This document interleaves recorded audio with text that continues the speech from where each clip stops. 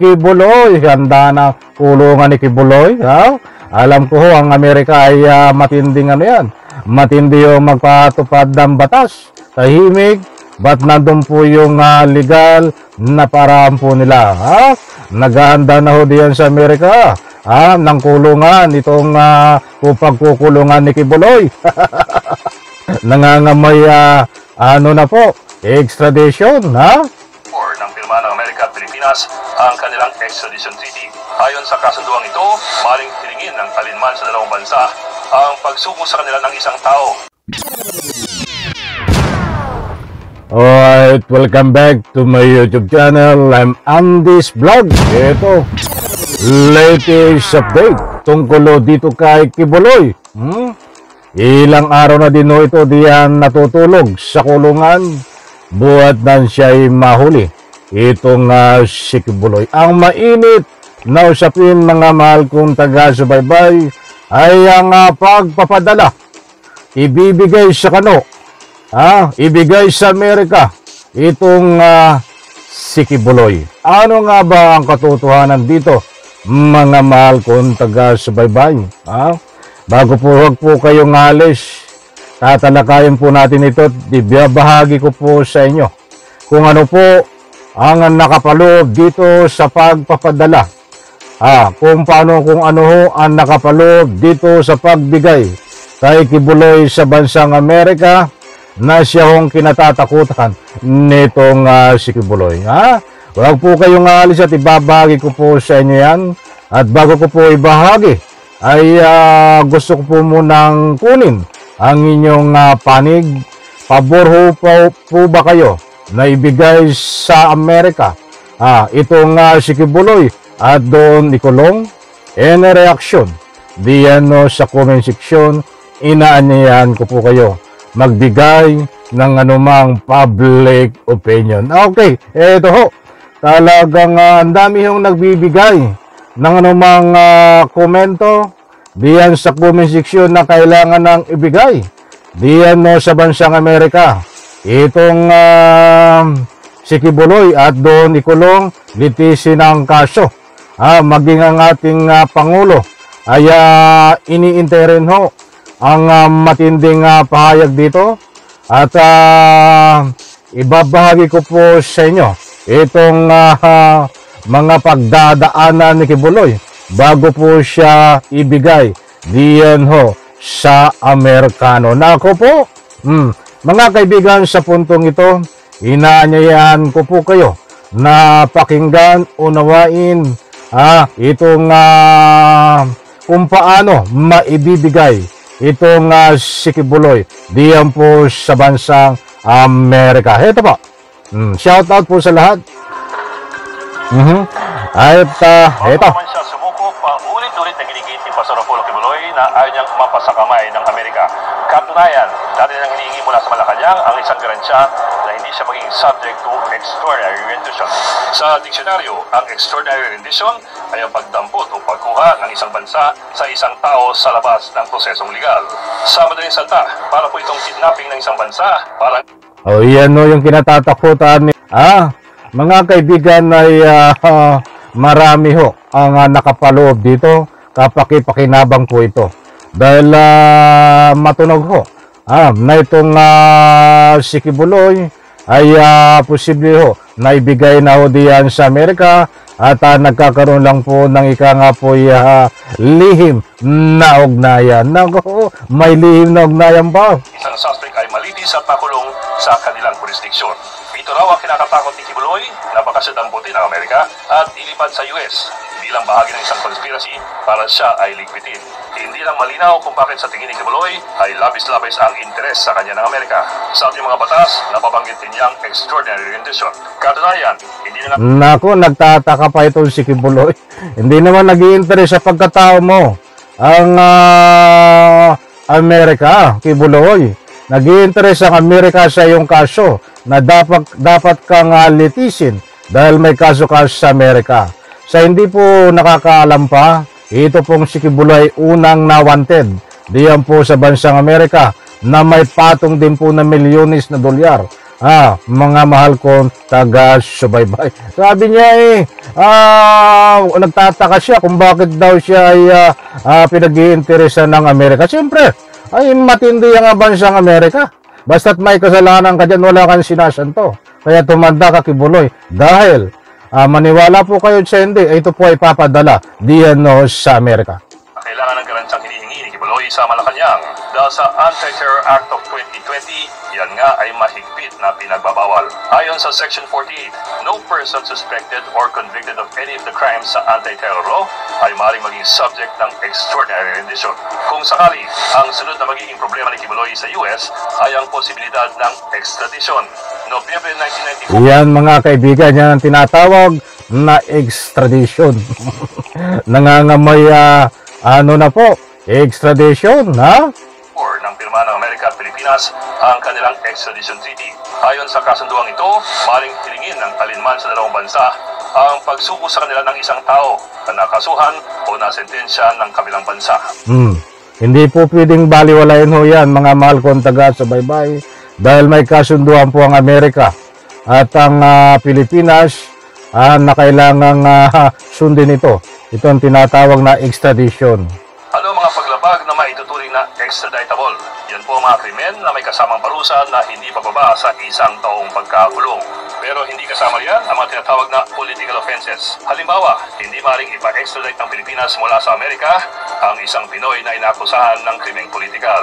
Hindi rin kasama sa extradition ang mga taong nahatulan na o na-acquit sa parehong krimen kung saan siya Nako po, so baka tuwid kasama ka. Walipad ka para ma-extradite. Kibuloy, handa na kulungan ni Kibuloy. Alam ko ho, ang Amerika ay matinding yan. Matindi yung magpatupad ng batas. Tahimik, ba't nandun po yung legal na paraan po nila? Nagahanda na ho diyan sa Amerika ng kulungan itong pagkukulungan ni Kibuloy. Roon, ito'y para iwasan na magkadoble-doble ang bista at ang sentensya. Pero paano si Kibuloy na may kaso sa Pilipinas at may kaso rin sa Amerika? Sinong mauna? Ayon sa ating kasunduan, tayo ang may alam. Maaari nating isurrender si Kibuloy sa US kung gugustuhin ng gobyerno at kung maaprobahan ng korte. Maliwanag ho diyan, maaari nating isurrender itong si Kibuloy diyan po sa Amerika kung gugustuhin po ng ating Pangulo. Kaya't mga kaibigan na ikabang-abang ho ito kung ang magiging final decision ng ating Pangulong Bongbong Marcos dito, dahil may mga nakapaloob ho na dapat sundin, na dapat isalang-alang. Extradition petition. Sa kabilang dako, maaari nating pag-intayin ang Amerika hanggat hindi natatapos ang lahat ng bista ni Kibuloy sa Pilipinas. Katunayan, kung makonvict at masentensyahan man si Kibuloy, pwedeng ipatapos muna ng Pilipinas ang buong sentensya bago siya ipa-extradite sa US. Nako. Paano na yun? Kasi according ho dito, ang talagang bago ka i-extradite, ay kung masintensyahan ka ho dito, itong si Kibuloy, ay kailangan mo nang patapusin ang sentensya. Mga mahal kong taga-subaybay, kung ito ay masintensyahan no ng habang buhay, o ilang taong pagkabilanggo, ay medyo mahaba-haba ito, habang buhay na pagkabilanggo. Ay paano kung reclusion perpetua o ano pa man sentensya na wala nang labasan? Naku po, ay mabubulok ito sa kulungan. Walang lusot ito. Shoot sa balde talaga dahil sa mga ebidensya na siya ay tinuturo dito po sa mga nasabing kaso. Lang dito sa Pilipinas, umabot ng ilang taon, minsan ilang dekada ang isang kasong kriminal. Ang tanong ngayon, sino ang mas makapagintay? Si Kibuloy ba o ang Estados Unidos? So maliwanag po mga kaibigan na yan po ay ibanahagi ko po sa inyo itong explanation tungkol dito sa pagpapadala sa Amerika nitong si Kibuloy. Salamat Idlingaw News 5. Suportahan po natin yan News 5. Nako, nakapaloob po doon. Hindi ko na po ulitin kung ano ang dapat sundin para magkaroon po kayo ng idea.